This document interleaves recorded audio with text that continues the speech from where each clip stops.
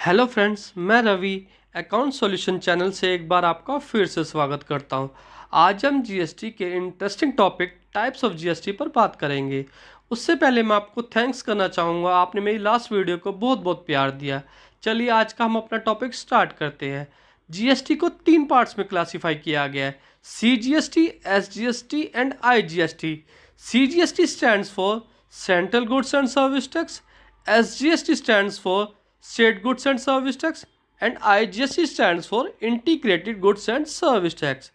जब हम same state में गुड्स सेल करते हैं या बाई करते हैं तो हम CGST एंड SGST को लगाते हैं। टैक्स का हाफ अमाउंट CGST हेड में जाता है और टैक्स का हाफ अमाउंट SGST हेड में जाता है। आइए हम इसको एक एग्जांपल से समझते हैं। आप हरियाणा से हरियाणा में ही गुड्स को सेल करते हैं तो टैक्स की एप्लीकेबिलिटी मान लेते हैं 100 रुपये है, तो आधा अमाउंट 50 रुपीज़ CGST हेड में जाएगा एंड आधा अमाउंट 50 रुपीज़ SGST हेड में चला जाएगा।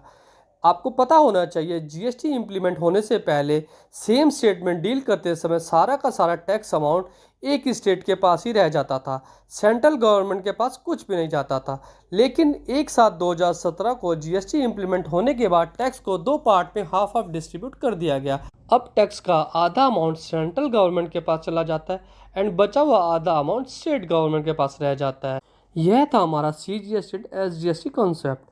अब हम बात करते हैं IGST की। IGST means integrated goods and service tax.